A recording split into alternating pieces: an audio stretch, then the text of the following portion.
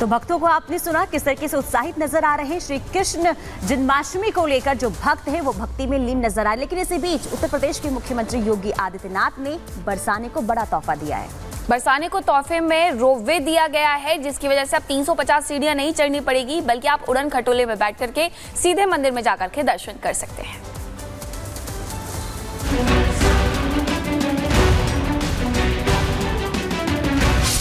ब्रजभूमि के विकास का लिया संकल्प,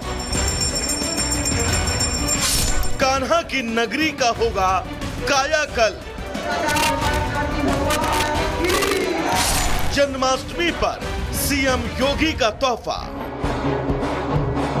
देश जन्माष्टमी के रंग में डूब चुका है। हर कोई कृष्ण भक्ति में लीन है। कुछ घंटों बाद श्री कृष्ण का जन्म होगा, लेकिन इससे पहले ही यूपी के सीएम योगी आदित्यनाथ ने श्रद्धालुओं को सौगात दी है। बरसाने में रोपवे का सीएम योगी ने उद्घाटन किया। 1037 करोड़ रुपए की परियोजनाओं का यहाँ पे लोकार्पण और शिलान्यास हो रहा है। इन लोकार्पण और शिलान्यास के कार्यक्रमों के साथ ही यहाँ पर हम लोग इन सभी कार्यक्रमों को आगे बढ़ाने का काम कर रहे हैं। इस सौगात के बाद अब भक्त महज 7 मिनट में ही ब्रह्मांचल पर्वत पर विराजमान श्री जी के मंदिर पहुंच जाएंगे। ये रोपवे उत्तर प्रदेश का तीसरा और पश्चिमी यूपी का पहला रोपवे है। जो भी लोग राधा रानी के दर्शन करने के लिए हर साल आते हैं या अमूमन आते ही रहते हैं, उनके लिए बहुत ही अच्छी खबर है कि वो रोपवे से आ सकते हैं। और क्योंकि वो रोपवे का उद्घाटन उत्तर प्रदेश के मुख्यमंत्री योगी आदित्यनाथ ने कर ही दिया है। मतलब आप सोचिए, जो लोग सीढ़ियाँ चढ़ते थे, मुझे यहाँ पर जो जिनसे अभी हम बात कर रहे थे मैनेजर साहब, वो ये बता रहे थे कि 500 तक सीढ़ियाँ हैं, तो वो लोगों को सीढ़ियाँ चढ़ कर आना पड़ता था। तो अब लोगों को ये परेशानी नहीं आने वाली है। आप सीधे आ सकते हैं, मात्र 100 रुपये आपको देने हैं। ऊपर आप रोपवे आएंगे और वहाँ से नीचे भी आप आ जाएंगे मात्र 100 रुपये में, और कुछ ही मिनटों में जो दूरी है वो खत्म हो जाएगी। हमारी टीम ने रोपवे मैनेजर से बात की। उन्होंने बताया कि ये कैसे काम करता है, कितना समय लगेगा, किराया कितना लगेगा और इससे जाना कितना सुरक्षित है। ये सब हमारा जो भी सिस्टम है सर इम्पोर्टेड है। इसमें आपका सेफ्टी का बहुत ही अच्छा ध्यान रखा गया है। जैसे कि बाहर रोपवे में होता है, हम लोग के यहाँ पे लिमिट स्विचेस है, टावर का रोप डिरेलमेंट लिमिट स्विचेस होती है, सेफ्टी है। उसके बाद आपके इक्विपमेंट में बहुत सारे सेंसर्स लगे हुए हैं। अगर किसी भी तरीके की तकनीकी कोई भी फॉल्ट आती है तो वो मेरा सिस्टम को डिटेक्ट करेगा और सिस्टम को तुरंत हॉल्ट कर देगा। बरसाना राधा के गांव के रूप में प्रसिद्ध है।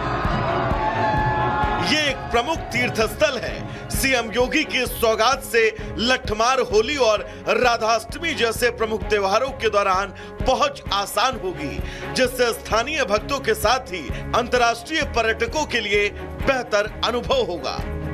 अब हम नीचे जा रहे हैं और कुछ व्यू जो मेरे सहयोगी मेरे विजय है मुकेश, वो आपको दिखाएंगे और आप देखेंगे। और बरसाने के बीचों बीच पहाड़ पर ये राधा रानी का मंदिर है। ये तस्वीरें हम दिखा रहे हैं और यहीं से अब हम नीचे जाएंगे और कुछ ही मिनटों के अंदर हम नीचे पहुंच भी जाएंगे।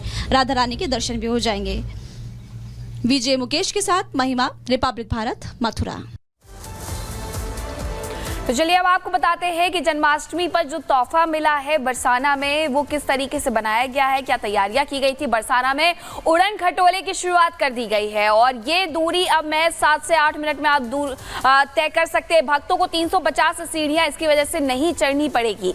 रोपवे की मदद से मंदिर जा सकते हैं सिर्फ 7 से 8 मिनट में। 7 मिनट में मंदिर तक पहुंच जाएंगे भक्त, जिसके लिए कीमत 100 रुपए रखी गई है। 210 मीटर लंबा है बरसाना का ये रोपवे और लगभग 25 करोड़ की लागत से बन करके तैयार हुआ है। लेकिन श्रद्धालुओं के लिए ये बड़ी सौगात है। तो एक तरफ देखिए उत्तर प्रदेश के मुख्यमंत्री योगी आदित्यनाथ ने श्रद्धालुओं को बड़ा तोहफा दिया है, तो दूसरी तरफ नकल माफियाओं पर भी यूपी सरकार नकल कस रही है। दरअसल आपको बता दें कि नकेल कसी जा रही है जहां माफियाओं पर, तो दूसरी तरफ आपको बता दें कि जहां उत्तर प्रदेश में लगातार पुलिस भर्ती की परीक्षा जारी है और इसी बीच एक चौंकाने वाली जो खबर है वो सामने आई है, जो आंकड़े हैं वो सामने आई है। आपको बता दें कि जो फर्जी परीक्षार्थी हैं वो अब परीक्षा देने पहुंच नहीं रहे हैं। क्यों? क्योंकि वहां पर सख्त पहरा नजर आ रहा है। रिपोर्ट के जरिए आपको दिखाते हैं।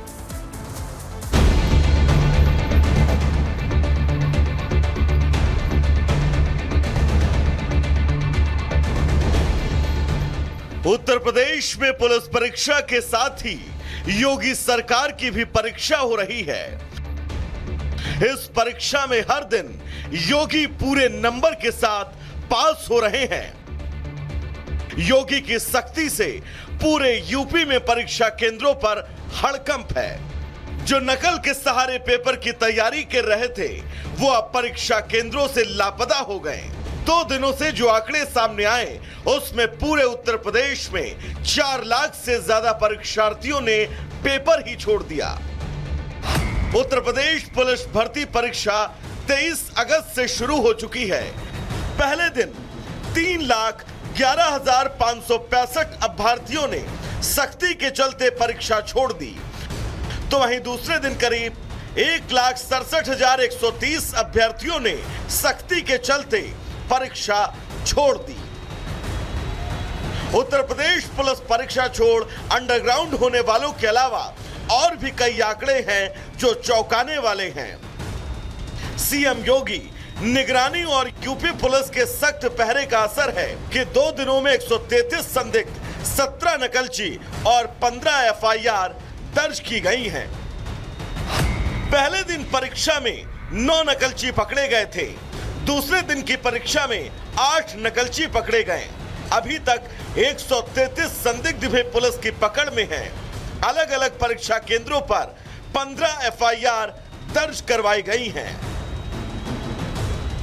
अभी तक 3 दिनों की परीक्षा पूरी हो चुकी है। अब 30 और 31 अगस्त को चौथे और 5वें चरण की परीक्षा होनी है। Bureau report, Republic Bharat.